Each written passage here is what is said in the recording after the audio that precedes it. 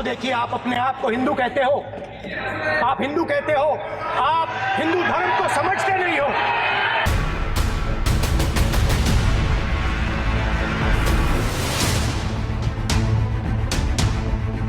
पूरा इंडिया समझ गया है कि इंडिया ही प्रो इंडिया है। इस चुनाव में इंडिया अलायंस की नैतिक जीत हुई है। आपको जितनी गाली देनी है आप दीजिए, हम खुशी से लेंगे।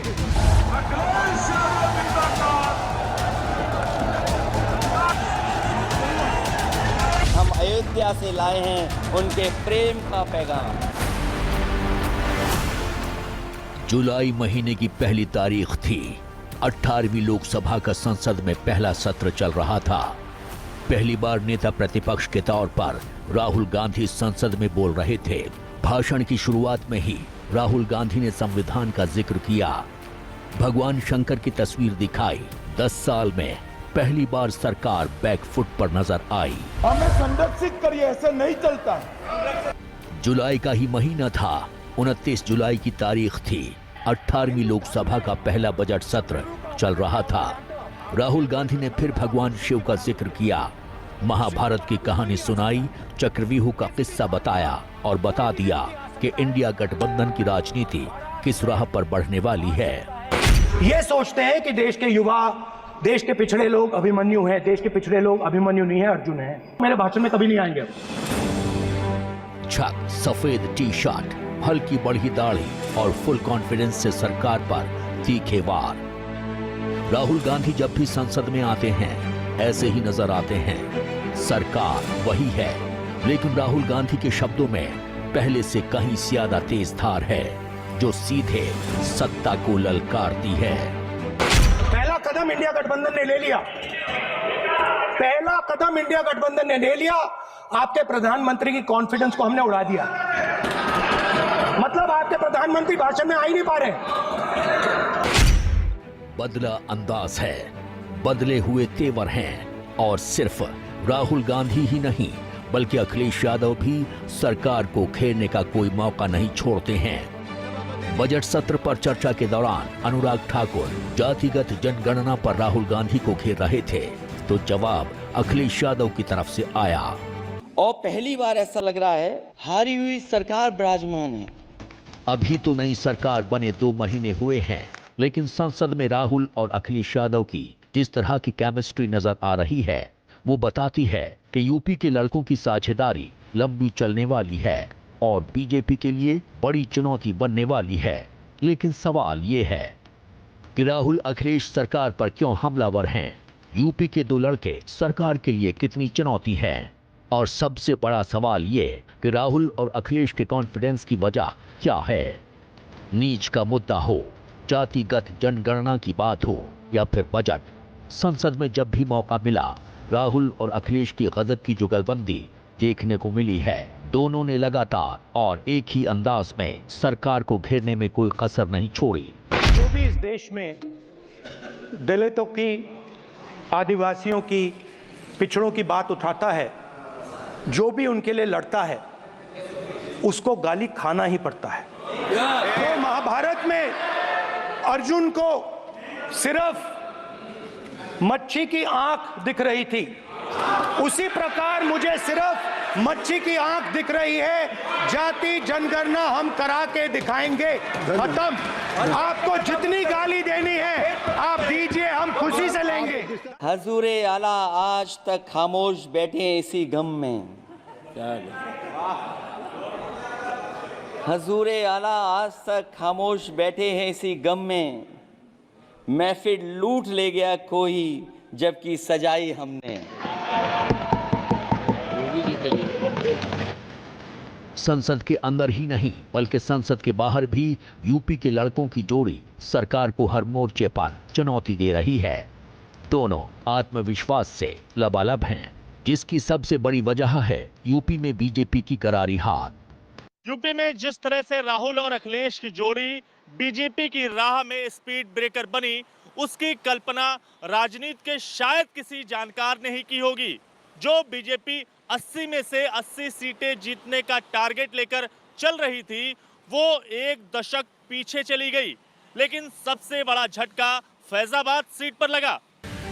अयोध्या भगवान राम की नगरी, जहां आस्था और आध्यात्म का संगम है। उसी अयोध्या में 500 साल बाद भव्य दिव्य राम मंदिर का निर्माण हुआ।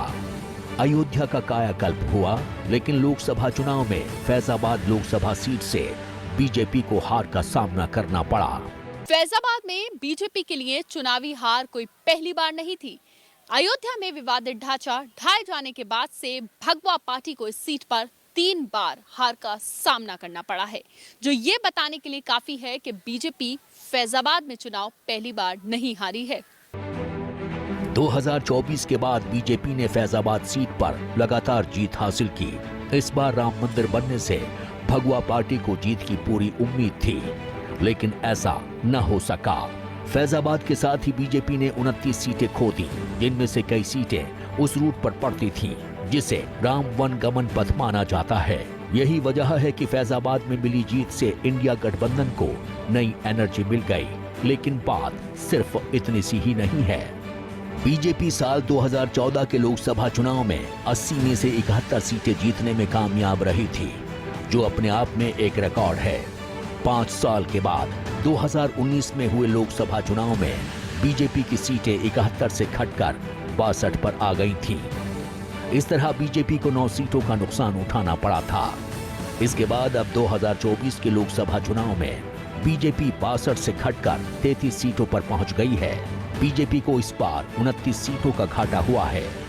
साफ है कि 2014 में प्रधानमंत्री नरेंद्र मोदी की करिश्मे से बीजेपी को जो उत्थान मिला था, उसका असर यूपी में कम होता जा रहा है।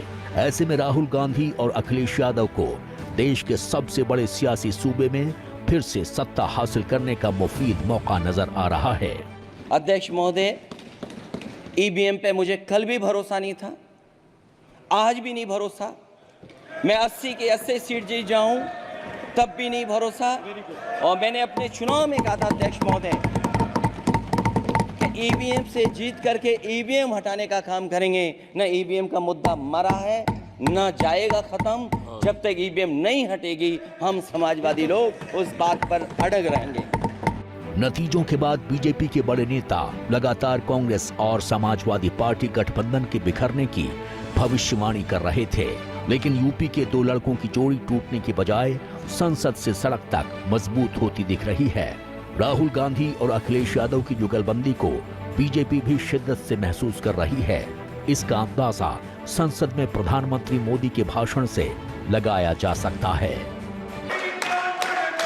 अब कांग्रेस पार्टी 2024 से एक परजीवी कांग्रेस पार्टी के रूप से जानी जाएगी। और परजीवी वो होता है जो जिस शरीर पर उस शरीर के साथ रहता है, ये परजीवी उसी को ही खाता है। कांग्रेस भी जिस पार्टी के साथ गठबंधन करती है, उसी के वोट खा जाती है। बीजेपी जानती है कि यूपी में कांग्रेस को सियासी संजीवनी मिली है और समाजवादी पार्टी को ताकत। अगर दोनों पार्टियां इसी तरह 2027 के विधानसभा चुनाव में उतरती हैं, तो बीजेपी के लिए सियासी टेंशन बढ़ना लाजमी है। लेकिन क्या वाकई ऐसा है? वैसे ये पहली बार नहीं है जब राहुल और अखिलेश की जोड़ी साथ आई है। 2017 के यूपी विधानसभा चुनाव में भी ये एक्सपेरिमेंट हो चुका है, लेकिन तब दोनों की जोड़ी बीजेपी के विजय रथ को रोकने में नाकाम रही थी। लेकिन 24 में सियासी हालात बदल चुके हैं। यूपी को ये साथ पसंद है। आपको ये नारा याद ही होगा।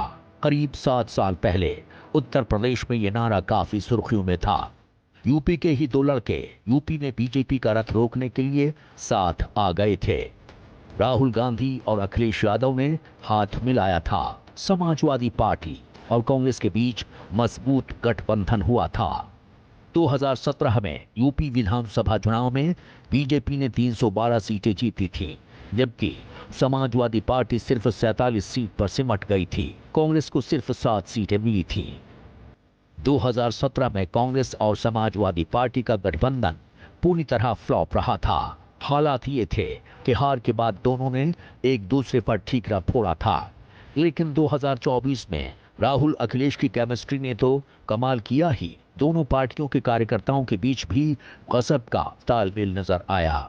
राहुल गांधी और अखिलेश यादव ने लोकसभा चुनाव में बड़ा शानदार काम करके दिखाया है और देश में एक वोट बैंक है जो इन दोनों के साथ आने से बटा नहीं, और वो है अल्पसंख्यक यानी विशेष करके मुसलमानों का वोट। अब अगर उत्तर प्रदेश की बात करें तो निश्चित तौर पर मुसलमानों का एक अच्छा खासा वोट बैंक है, और अगर वो इन दोनों के साथ आने से जुड़ा रहता है तो ये इनकी बड़ी सफलता होगी। अब अगर ये दलितों का एक हिस्सा अपने पक्ष में कर पाते हैं तो निश्चित तौर पर इनके लिए बड़ी सफलता होगी। जानकार मानते हैं कि कांग्रेस का समर्थन लेकर अखिलेश यादव 2027 में यूपी की सत्ता पर काबिज होना चाहते हैं। इसके साथ ही अखिलेश का टारगेट अपनी पार्टी को राष्ट्रीय स्तर पर विस्तार देना है। यूपी में समाजवादी पार्टी सबसे बड़ी पार्टी है और मुस्लिम वोट उनके पक्ष में लामबंद हैं। लेकिन महाराष्ट्र, हरियाणा और झारखंड में मुसलमानों का झुकाव कांग्रेस की तरफ है। यूपी में भी मुस्लिम वोट कांग्रेस की तरफ लौट रहा है। ऐसे हालात में राहुल और अखिलेश यूपी में बीजेपी से मुकाबला कर सकते हैं। यही वजह है कि बीजेपी यूपी के दो लड़कों के सियासी अटक को सीरियसली ले रही है।